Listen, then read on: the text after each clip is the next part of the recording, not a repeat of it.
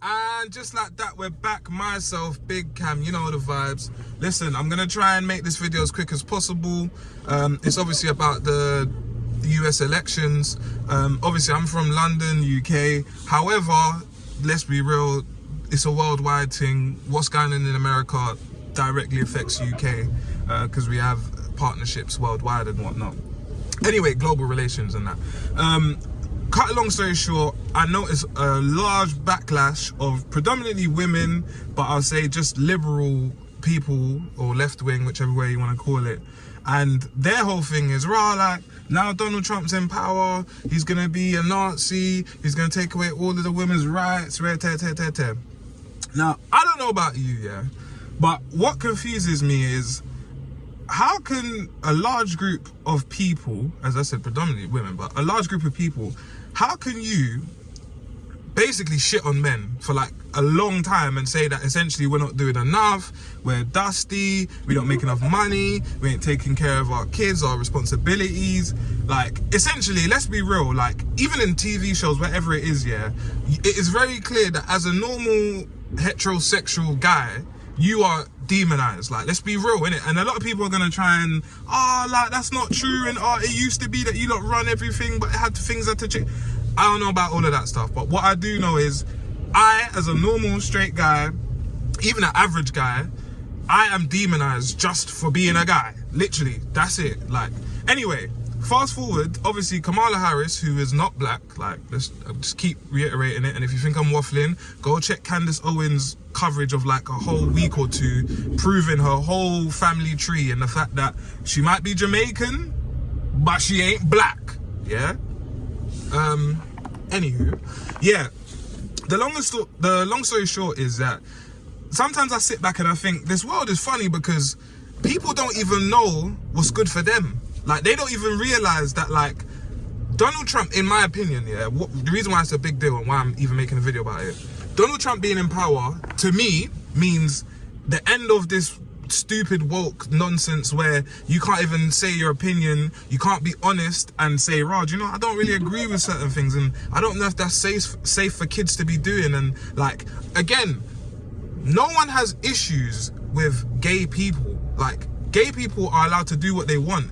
People have issues when you get drag queens in schools with little kids. Like, people don't understand why that needs to be a thing. Do you get what I'm saying? No one's saying you can't have drag queens, like I just said.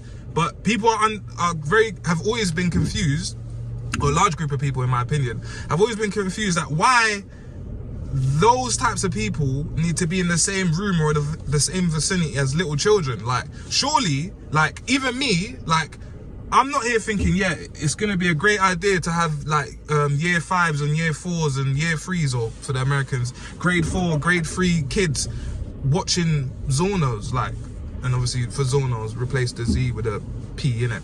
But the point I'm trying to make is, a large group of people are tired of these rules and regulations that when they try and sell it to you, like, it's to protect you and to make you safe, and, you know, what we want to do is we want to create an environment where everyone feels safe and included. And, bro, man has always felt included. Like, I didn't need no mad regulation to get to a point where now I could be anywhere. Even the fact that I'm online, I've got to be very, very mindful of the words and the things that I'm saying, because all it takes is some dickhead, some pussyo, to try and clip my shit, send it to someone and say, look what Cameron said, this is clearly basically clearly dissing women, or clearly dissing gay people, or whatever.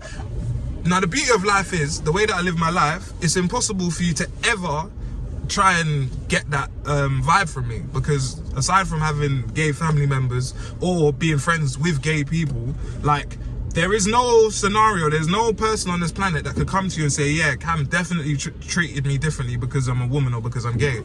And if they said I treated them differently because they're a woman, I probably treated them better. I probably was going out of my way for them as well. So let me just make that clear.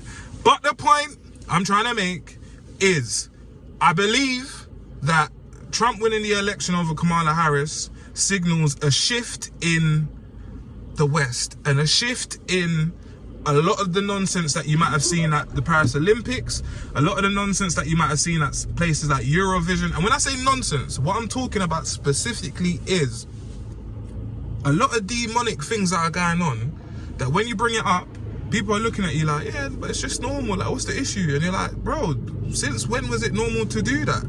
Since when was it normal to be disrespectful to a whole religion? Since when was it normal to over-sexualize kids? Even in another scenario as well, and I'm just bringing it up for the context of what I'm trying to say. There's a guy called DJ Envy. He's a Breakfast Club radio host in America. I'm saying this obviously for the UK people that don't know what I'm talking about. I'll post a picture though.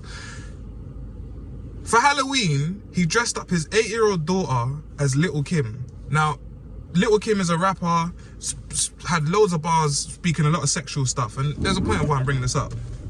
In his head, it was fine to dress up his 8-year-old daughter in basically what you might see a escort wearing. And I'm not making this up. I'm not even gonna post a picture. You can type in DJ Envy 8-year-old daughter and you'll find whatever you need to find.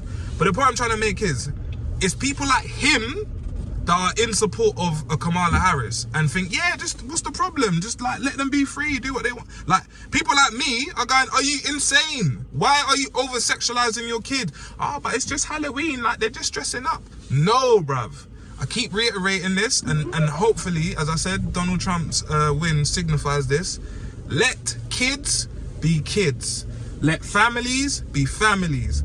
People should not be, or in my opinion, we shouldn't be in a state of this world where the family, like a normal, man, woman and child or whatever, that as the nuclear family is basically dying in our face. And I'm saying this as a man, as I said, who's spoken very numerous times about the difficulties of wanting to bring kids into this world in the way that it is and how safe it is. But yeah, anyway, I know it's a bit of a ramble. I hope I made my points clear.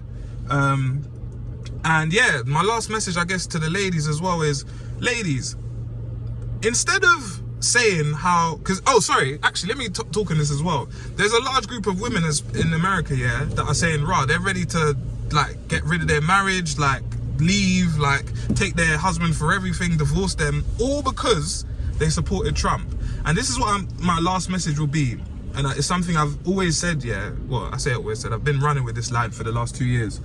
I said, the wind and the sun. The man is walking on the road. The wind and the sun have a bet, and they say, I bet you I can make that man take off his jacket. So the wind, and in my opinion, women of today are like the wind now. The wind says, all right, cool, watch this. And is blowing as hard as possible to try and make the man take off his jacket. And all he does is go, right, it's mad cold out here. This wind is crazy. It's like a tornado. Zips up his jacket, he ain't taking it off. He's not doing what the wind wants him to do. The sun, however, and in my opinion, this is how I believe a lot of ladies should be. The sun, however, goes, actually, do you know what I'm gonna do? I'm gonna warm him up. I'm gonna make him feel so warm that he's gonna have to take off his jacket, and that's what he does. The sun comes out, and in my opinion, and the metaphor I'm trying to use is, if a lot of ladies paused for a moment, and instead of trying to beat me into submission, you're actually warm, kind, nice, and pleasant, then you might actually get the results you want. And also, instead of for you to rubbish what a man's saying to you, and I'm talking about obviously a lot of the situations where it's men are having debates with their missus and that. If a man brings an issue to you, instead of for you to debate about why it's an issue and how that makes you feel, get out of your own way and actually listen. That's the problem. I don't think a lot of women, in my opinion, I don't think a lot of women listen to their other half. And obviously, again, I'm not talking about my own story, my own situation. I'm talking about the landscape, how I see things are going. A lot of women don't even listen to their other half, and that's why a lot of men just, again, sign out. A lot of men are just saying, well, if you don't want to listen to me, then perish and die, bruv. You know what I'm saying? Perish and die. And I've always made this point as well. I remember speaking to my boy about this a few